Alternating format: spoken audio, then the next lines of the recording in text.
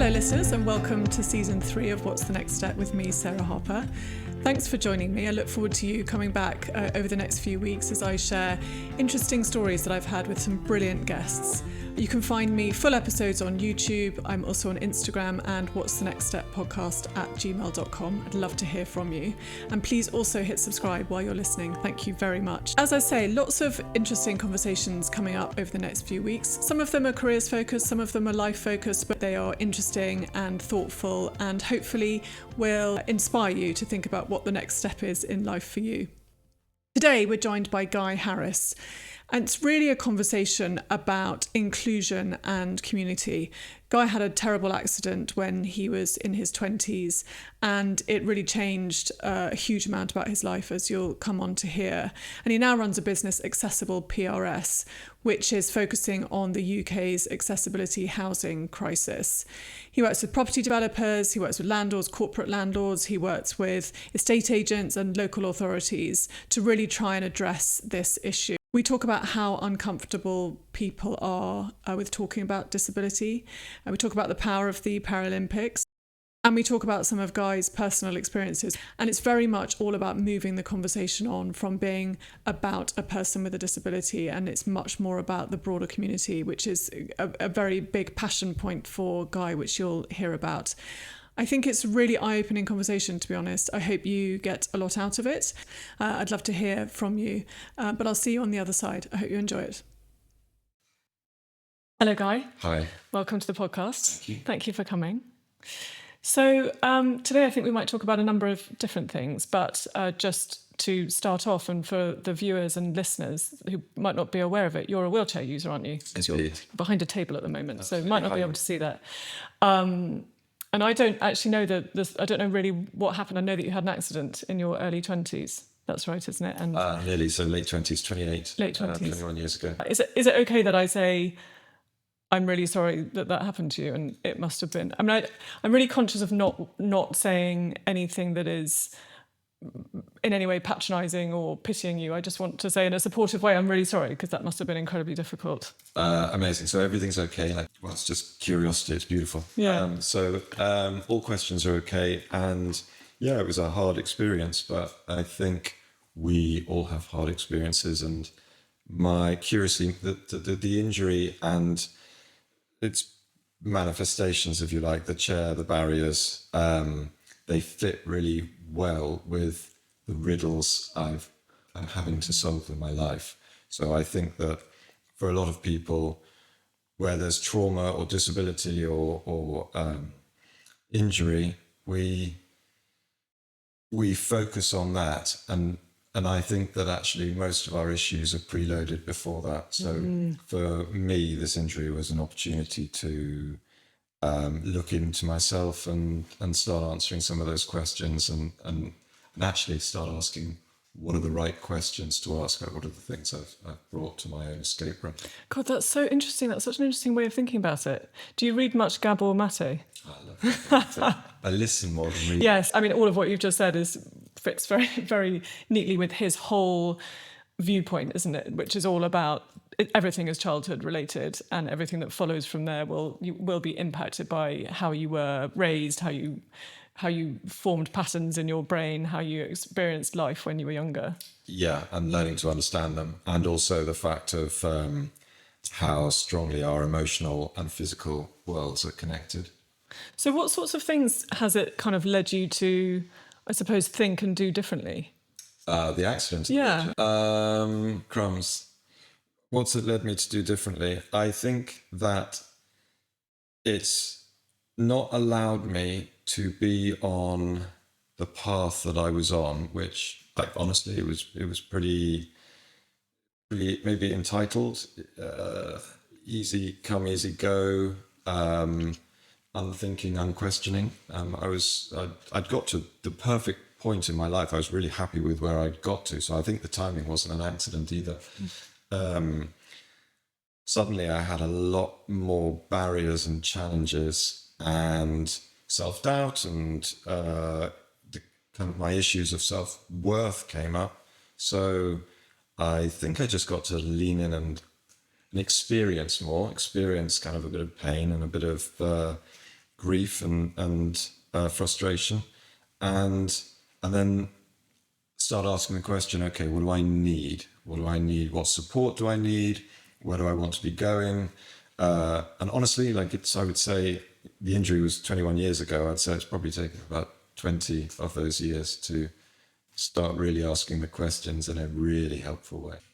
So after the accident, you set up your own business, didn't you, which was around property? Well, after my injury, I had just bought a commercial development in Sheffield, a sort of large building in the centre, and had started redeveloping it. And that wasn't without its own issues and stories. But essentially, there was that transition where I started doing this very inaccessible building before my injury, and then having to work out, oh my goodness, how do I complete this building?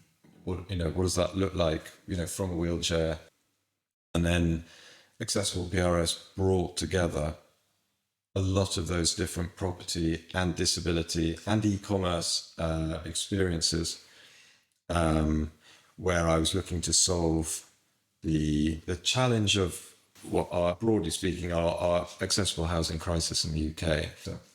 And so just to take a step back for those of us who are kind of less informed, and am I right in saying that there was some research that LSE put together, wasn't there? Was it 1.8 million or so people have trouble finding accessible accommodation in the UK? Broadly speaking, yes. So I think the stats are really interesting in that. What I think they were saying was that 1.8 million households in England contain someone with a disability. And a physical disability. Well, it's a very broad remit. Right. It's any disability. But broadly speaking, in terms of wheelchair users, there are 1.2 million wheelchair users in the country. And more recent research has said that over 400,000 of them are living in completely unsuitable homes. And so that looks like 20-year-olds stuck in end-of-life care facilities with no accessible shower and no prospects in many respects. It looks like people trapped upstairs or people living in their front room trying to kind of live and eat and wash and toilet and sleep while the family's trying to exist around them. So it's and then when we look at the stats are very dry. So 400,000 people sounds a lot. It's perhaps larger than the homelessness figures, which is another critical issue.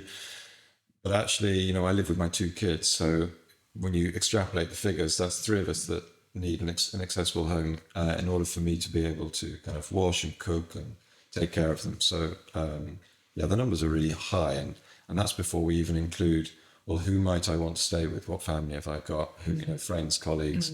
So we're becoming really aware of the problem or the issue, sort of, but people aren't very comfortable with thinking about the solutions or what it means. And why do you think people aren't comfortable? Is it because it's an uncomfortable topic and people feel uncomfortable asking the right questions, or are they worried about the cost of it, or what do you think the barriers are? So I think there are lots of barriers, but broadly speaking, what we've seen as a country is we can do whatever we want to do, but we have to want to do it first. And so for me, a lot of the pragmatic barriers are the details. The first major question is, why don't we want to prioritize and solve this issue? And have you discovered what the answer to that is? I think we're deeply uncomfortable with disability. We have a real fear of it. And so it was interesting when you said hello to me and can I, ask me the question, can I ask? I don't want to get it wrong. If you ask me to speak or do any work on, say, race or gender issues or women's issues specifically, I would be terrified and know that I'm not the right person for the job. And so, broadly speaking, because of the nature of construction and building and housing, we don't have people with disabilities doing it. And therefore, we have a whole industry that doesn't have disability within it. So anytime anyone mentions it, even if they've got that, if they're having their hands held, it's deeply uncomfortable. Like, why would they feel confident putting out or changing the narrative when it's not within their Yeah, so it's a combination of not having the right representation within the industry to start with, who can inform and be part of the conversation early on. And it's about people being really uncomfortable getting it wrong. And so not asking the right questions. Yes, and I think it's also more nuanced. So there's a lot of, my experience has been that people with disabilities who are rightfully asking for what they need don't fully know how to ask or what they're asking for in a way that actually helps them get what they need rather than creates more barriers to what they need. And so where I was lucky coming into this industry and coming into this challenge is I was an estate agent before my accident in central London sales, and then I done my own development work, and I've been involved in property lots of different ways. So I speak property as a profession. Equally, I have a lived experience of disability. And so to get those two elements, you know, if we're to have accessibility in homes, we have to stop making it about disability. We have to make it about our homes, about our needs as a country, and not just those people with disabilities, but everyone else needs to understand how accessibility is a wonderful thing for them. So if you think about the Paralympics and Channel 4, Channel 4 is this extraordinary channel and presenter, and they create ideas and awareness and visibility. And the Paralympics comes on every 4 years. Thinking back to 2012 and the London Paralympics, they did this incredible advertising campaign where they knew they had a job to do to get a buzz, get an excitement, get bums on seats, and really sell this event, which no one had really cared about very much before. And the British Labour Party, the Olympics had been super successful. The advertising campaign was well informed and incredible about these superhumans, and it happened and it changed the game. Fast forward, you know, each of the 4 years up to Paris this year, and they've really subtly but very, very explicitly and cleverly evolved the narrative. So now we understand that our so-called superhumans are just, they're athletes, they're humans, and they're, you know, disability doesn't give a monkeys about, you know, sport doesn't give a monkeys about disability. You know, it's about the competition, and it's about the grueling mornings of getting up and doing the work. It's all just, it's normalized, it's familiarized. And then we have the last leg, you know, their talk program, using humor, making light of stuff, but also in a really informed way. So they ask serious questions, and people are allowed to ask, is it okay? You know, X, Y, Z. And so we're invited to be curious again. And with that curiosity, we're saying, oh, wow, okay, so you mean you have the same lives as us, you have the same feelings as us, you have the same struggles as us, only you're having to kind of work around a whole batch of other, you know, barriers or issues that we've not even thought about. That's interesting. If X, then what about Y? And then the conversation builds and we learn to understand each other as humans. I think it's actually an exciting time. But there's also a lot of, like, the bigger the corporates in some way, there's not exclusively, but there's a lot of paying it lip service, but not paying for it, not genuinely or meaningfully including it into the world. So we're in a state of change.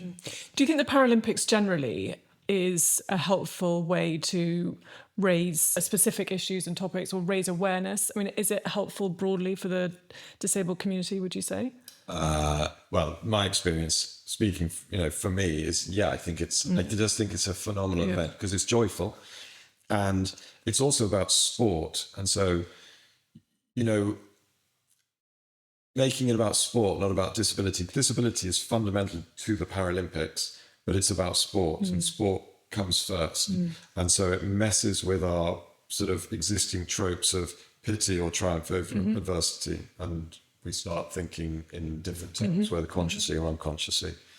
And so for me, with housing, I'd love to say, hey, let's make it about housing. Right. In my work, that's what I do and what I have done. And so I've proven that it is possible with some amazing clients who got the narrative, got the need, but they were about housing. So it was about fitting it into what they already do well. Yes. Housing first.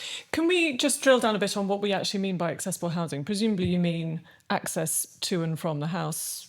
I don't know, bathrooms. Well, perhaps you could. No, I love that. You could list off. No, I love that question because I think no one, apart from experts, right, no one knows what we mean by accessible housing. And I'm sitting here thinking, I'm busy making some assumptions in my head, and it's actually better to properly understand it, I think. Broadly speaking, yeah, there are certain things for wheelchair accessibility that are really useful in a home. So step-free access, which can include lifts, ramps, level thresholds. We can think of wider doorways. We can think of, lateral living, the idea of having a bedroom on and a bathroom on an entry level. Wet rooms are particularly useful. And then we can understand, well, hang on a minute. These sound like quite nice features to have in any home, especially when we're building ever and ever smaller rabbit hutches for people to exist in. And so then we can say, well, a wet room, that's quite useful. I know I've got friends who like washing their dogs down in a wet room. I mean, it sounds ridiculous. And, if people are aging, having a wet room for assisted showering is quite easy if you've got kids, or like it can be quite an indulgent, luxurious thing. So suddenly a wet room, which is a really nice accessibility feature, not for everyone, but for some people, actually isn't really a feature of disability. It's a lifestyle thing that includes more people, and where a wet room exists, then who else might like it? But because we're not collecting the data, we've got no understanding of who might start to actually want that. And so one of my challenges has been to work with the portals and get a means to collect this data. And that's a whole other story. Yes, but on that, I think you had a recent success, didn't you, with, you'll know the detail clearly better than I do, but with making the searchability criteria easier for people who are actually needing better access in order to be able to simplify things for them. Or you can... I was going to say yes and no. I've been thinking about this a lot recently. So ostensibly, yes, I've had this fantastic bit of progress and succession in that I developed a service or a product, if you like, training agents on what they need to know in order to deliver a more inclusive service and to make to level the search processes for properties. And that was great. And I had clients who've integrated into their work some amazing agents. And then the National Trading Standards Estates and Letting Agents team were doing what's called material information updates, which is the information that every property listing should have, so that we as consumers, have the information we need at the start of our property transaction journey. And for the first time, accessibility has been included in these updates, and it's on the back of what I've been working with the industry. So it's about collecting those property attributes. So there's 3 new property attributes, which mentioned step-free access, wet room, and lateral living. And lateral living is clearly defined. But what's been really interesting about it is to see how the portals have met the brief technically, but not in any meaningful user experience way. And so if you go to say the main 3, Rightmove, Zoopla, and On the Market, funny enough, is the smallest, has been the best within their constraints. But it's not obvious to any property searcher who is looking for the specific property characteristics, and so in some ways we've failed. We've had a perfect opportunity, and my question is, I wonder why we've failed. I wonder what were the reasons that the portals chose not to make this intuitive, visible, and want to collect data, which they could have got more data if they'd done it more intuitively. So, yeah, I think I've proved that it can work, but the industry is still pushing back, I would say. And you know the answers as to why? I think I hear answers for pragmatics, and I don't buy that. I've never bought it. We do stuff that we want to do. Right. It's really what we're talking about through all of this is inclusivity, aren't we? Yes. And Inclusivity, not exclusivity, which I've kind of learned the hard way with previous businesses. So I've spoken with lots of people a number of people with disabilities who said, I'm going to create a right move for disability, which is the wrong answer. For lots of reasons, practical reasons, what we want is the mainstream just to work in a very simple and easy way. I think I'm hearing some of what, I probably experienced a bit in the corporate world, just in terms of my role. I used to focus quite a bit in my recruiting role on diversity and inclusion as part of it. And what it really in order for that to be successful, i.e. in order for us to hire a diverse group of people and make them sure they were included and successful, and it wasn't just a number on a page when they were hired, what really changed it and made it successful was to have somebody senior in the organisation who cared and really believed in it and wanted to make it happen. And so it was a cultural change because somebody wanted to do it. So that goes back to your point that we can do these things. And I forget which one of the three you said was doing it better than the other two. But my guess is that somebody there really genuinely cares about it and wants to make it happen. Definitely. So what do you want to say to I know you've got Knight Frank and Savills who've been very supportive and on board. What do you want to say to the others who are not yet sold? Look, there've been a number of others as well, like Kinney Folk Hayward were great. Chesterton's helped me launch it. I want to reassure. I want to say, look, I get it. Like if you asked me to do something that wasn't my subject, I would feel scared of it, and I would procrastinate like hell, and I would find reasons why I couldn't do it. That's normal. That's human. So agents, you're human. I've done your job, and I did it as a person who didn't have a disability, and I see very clearly how part of the problem I was, and so I'm realistic about that. I think I want to say, look, it's coming. The stats in terms of accessibility and in terms of aging demographics, they're all out there. And every time someone has a stroke later on in life, or a disability, or something goes wrong, because 83% of disability is acquired during working age, or it's something like that, which means it's going to affect us all, property professionals included. And when you get to a point where you need an accessible home, like it won't be there for you, I'll tell you that now. And you struggle and your life is, in that position, just know then that you had an opportunity earlier. So I'm suggesting that maybe, why not, in amongst the massive constraints and the competition and everything else you have to deal with in life, why not just ask the question, what can this do for my business? Why should I do it for my business? How can I, if you want to be a change maker, if you want to have social impact in your life as well as economic advancement, then what can that mean in terms of your clients, who might be build to rent clients? They might be investors, developers. What are the things we could be shifting very easily? Why not ask the question? Or why not ask the question within your company to say, who has this lived experience, and listen to how that lived experience, that knowledge, that insight is being dropped off at the door each day and then picked up on the way out. So there's a whole load of your team, your staff, who could be doing this really easily. Like, you don't have to, if you're the decision maker, it doesn't have to be you that's coming up with this stuff. There's so much motivation and passion within your business for it, which isn't being heard, can't bring it in. And so that's been the other real success of, say, Knight Frank, where they've harnessed that knowledge, that experience and their passion to the use of their clients and their property searchers. Yes.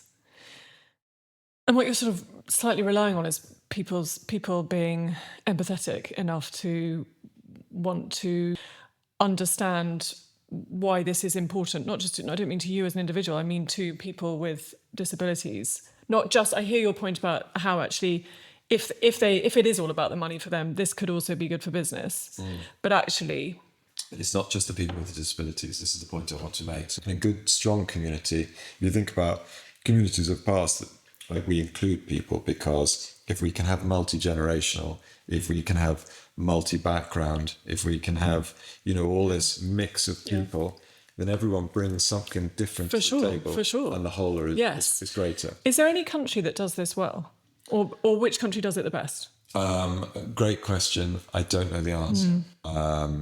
I have different experiences of inclusion in different places, and I've read something. So I remember early on when I was injured, I read a book by John Huckleberry, and who was a paraplegic journalist, and he was based in New York, but he wrote a lot on the Middle East, and he was telling some really beautiful stories about how in the Middle East, actually the built environment is more inaccessible, but the mindset of the people is more generous, outward thinking, and helpful.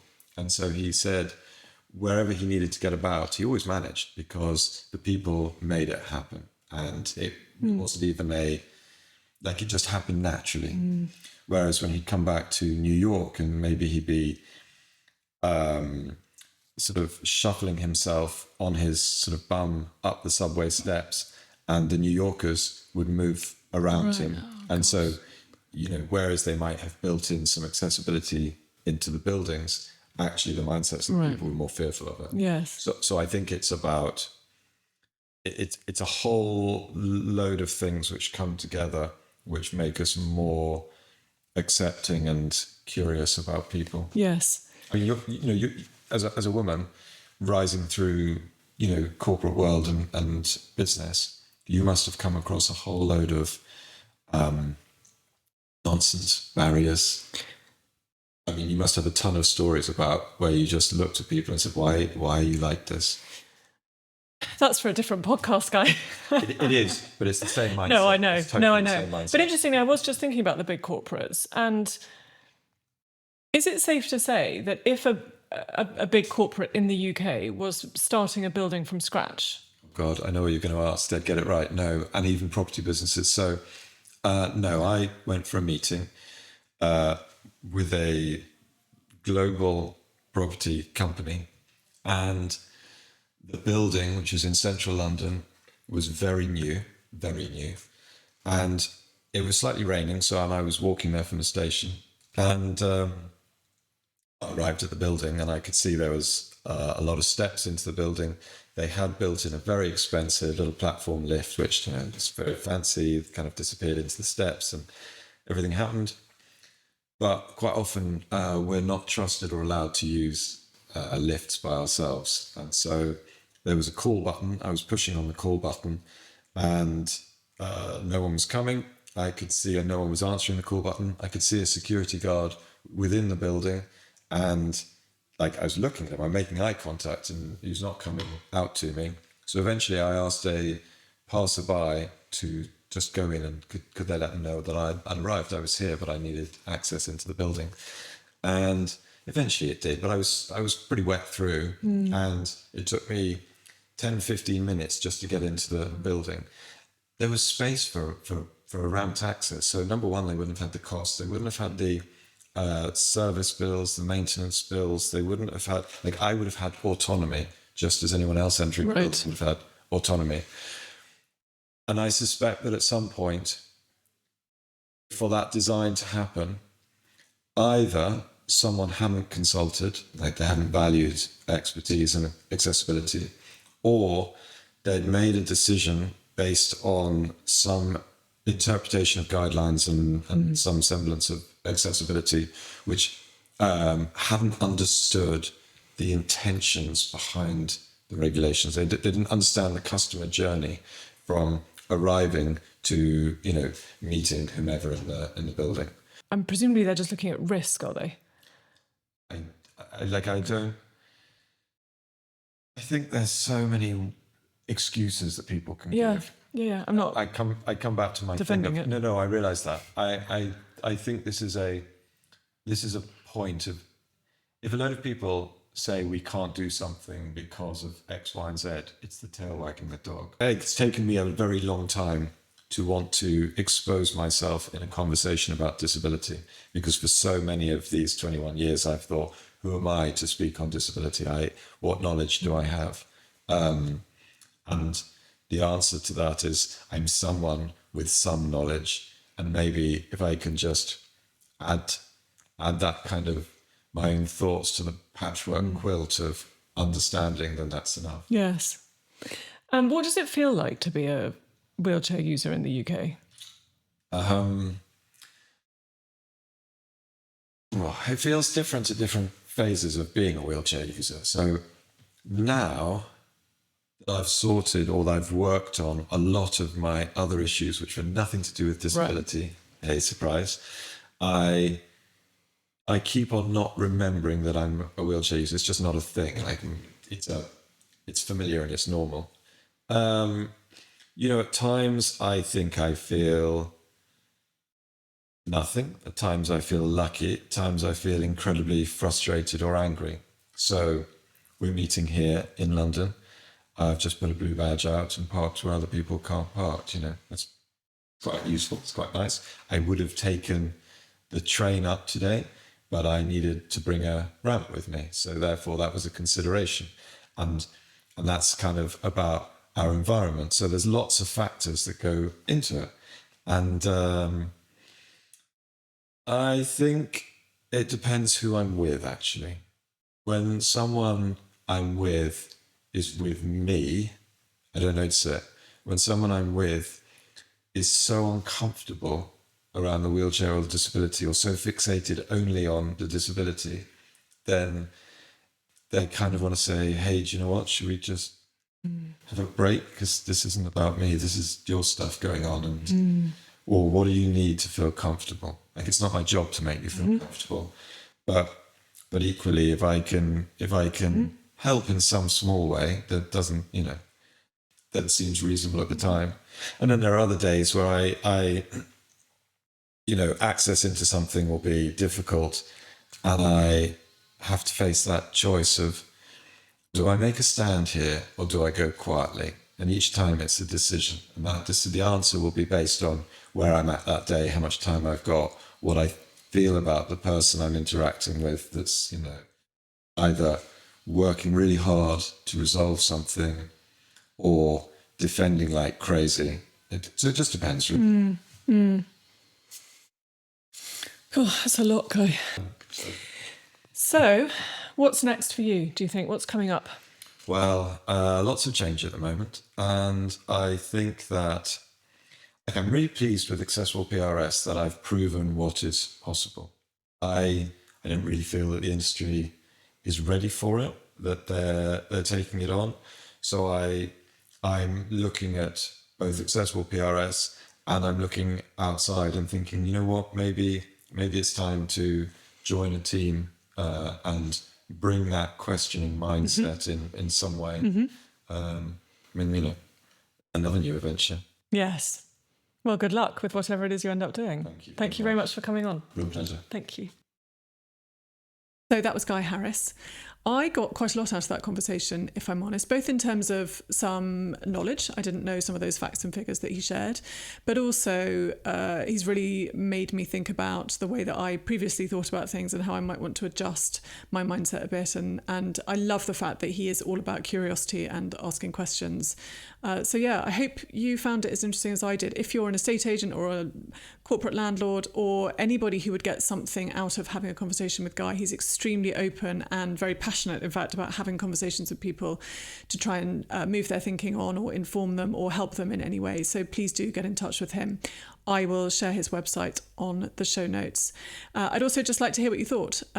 So do get in touch. I'm on Instagram, What's the Next Step podcast @gmail.com, and you can get in touch with me on YouTube. So look forward to hearing from you. And that's it for this week. Look forward to seeing you next week. And in the meantime, take care. Have a good week.